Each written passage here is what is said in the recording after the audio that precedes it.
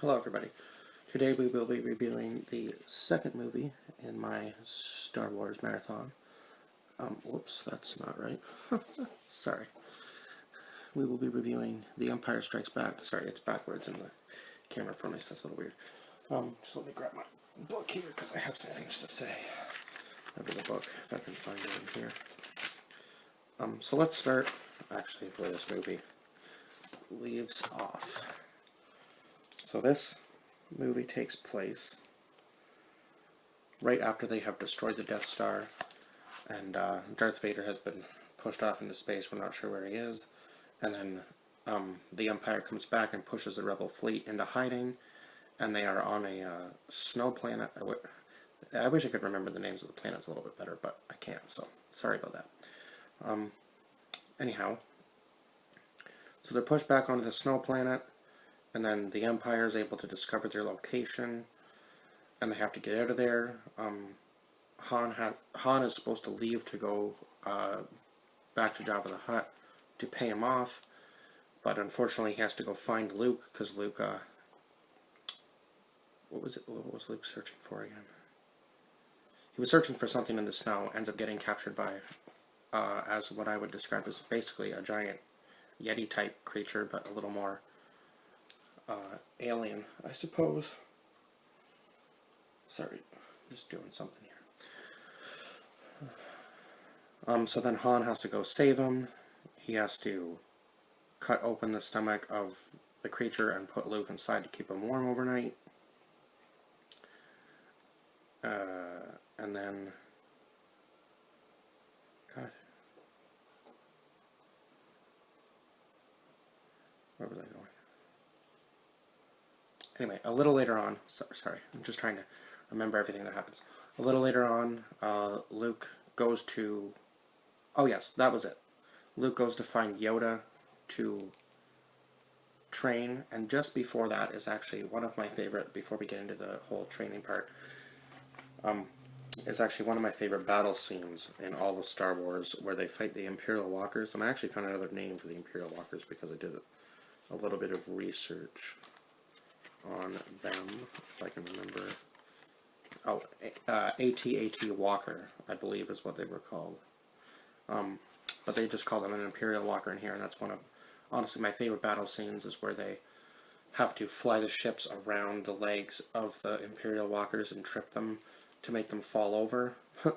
I mean, the graphics aren't great in this movie, but as far as the Blu-ray goes, they've definitely... sorry, I think I'm getting some background noise. They definitely upped the quality a lot from the VHS versions. I do have the VHS versions somewhere, so I might... And I do have the VHS/DVD player, but I'm not sure if the VHS, if it even works. So I might have to check that out to see if I can watch the old VHS versions just to kind of do a comparison. And maybe I'll even review the old VHS versions just to kind of say, hey, this is like the comparison between the Blu-ray and the VHS somewhere down the road, if I can get it to work. If not, it's fine. So then after that, Luke goes to find Yoda to train. That's his mission, to complete his Jedi training. He doesn't complete it completely before he decides to take off and find Darth Vader, to fight him, to try to take him on himself, basically. And oh no, it was to go and save Han and Leia, because they had been captured by Darth Vader. Yes, that's right, because they end up meeting with... why can't I remember his name? I hate when this happens.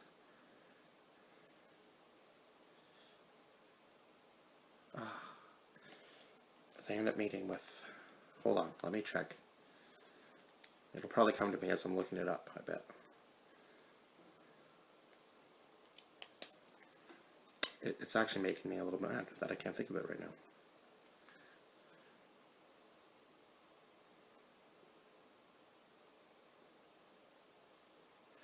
Oh, this is taking too long.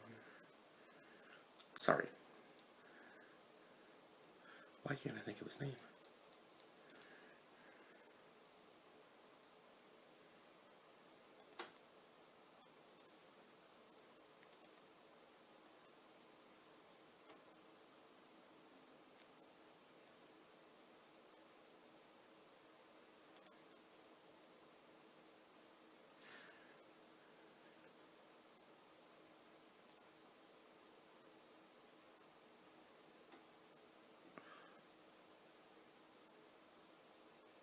Of course, it doesn't say the character's name. Oh, good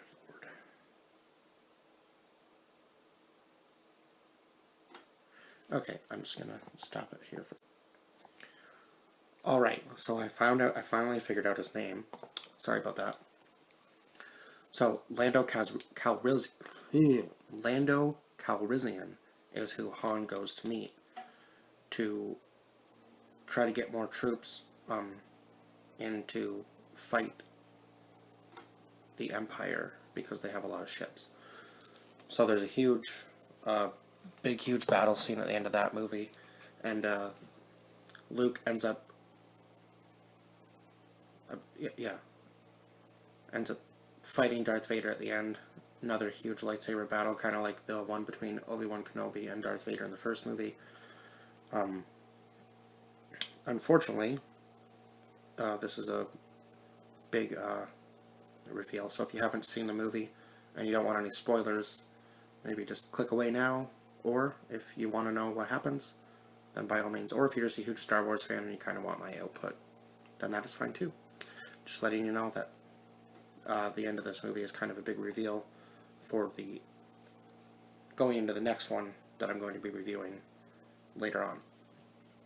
So anyway, they have their huge lightsaber battle between Luke and Darth Vader, and then Luke finds out after losing his hand and his lightsaber to Darth Vader that Darth Vader is his father.